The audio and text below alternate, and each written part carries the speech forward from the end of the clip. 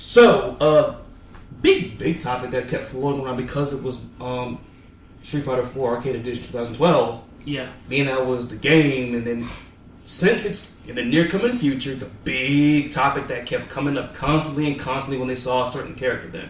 Like, does it start with a D? No. Such and such, talk about whatever character, oh my goodness, they're pretty good though, but wait till Ultra. Oh, you're talking about buffs and nerfs. Well, no, just saying, one thing that kept coming up was, what this character is going to be like in Ultra, because when I, just for fun of it, picked T-Hawk against this one other person who was pretty green, I didn't want to squash him, I was just having fun.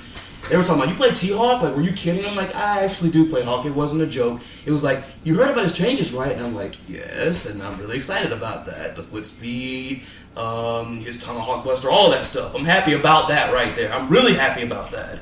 Because the Blanca match was just, it's frustrating. Frustrating. Man, that's why they call them bad matchups. Yeah. Well, yes.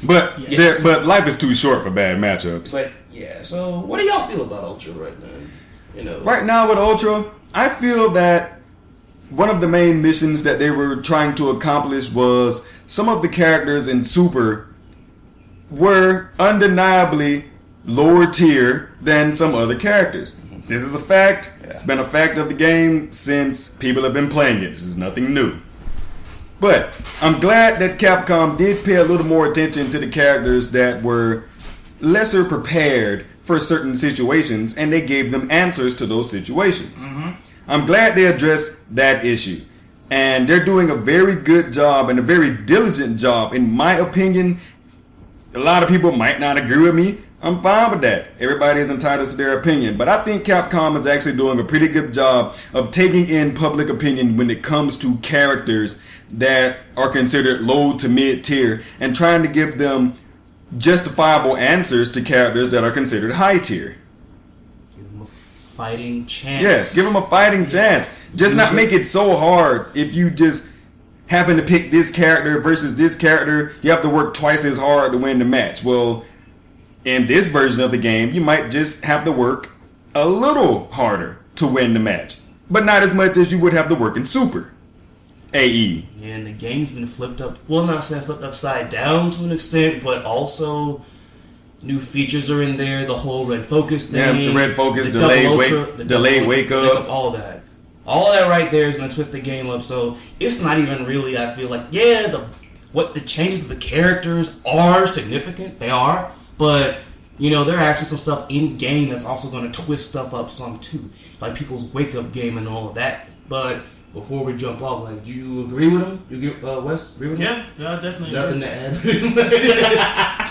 Well, you don't have to, because he pretty much... I'm cool with the way things are going right now. It's just, just certain characters I haven't really seen yet. So the whole Guile, before we get into who we haven't seen yet, the Guile thing, pretty much the most controversial character as of right now, the latest build with the whole non-autocorrecting Ultra One, he does face... It did autocorrect before. Well, the latest build, though, it doesn't. He'll face that way, but it will not connect. It will not connect. And also, some people don't like the whole thing where he takes counter hit damage for his Sonic Booms, if I'm not mistaken, if that is correct.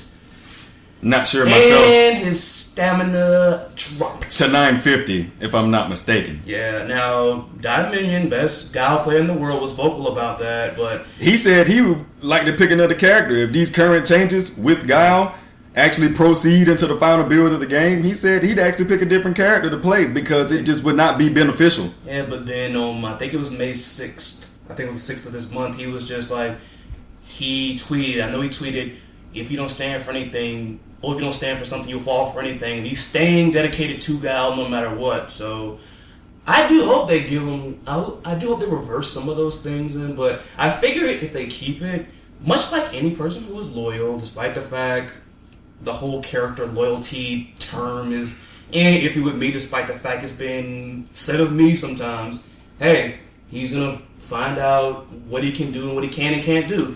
That's the thing about game changes. It's not so much about what your character, you're going to lose some stuff. There's going to be some stuff you can't do anymore.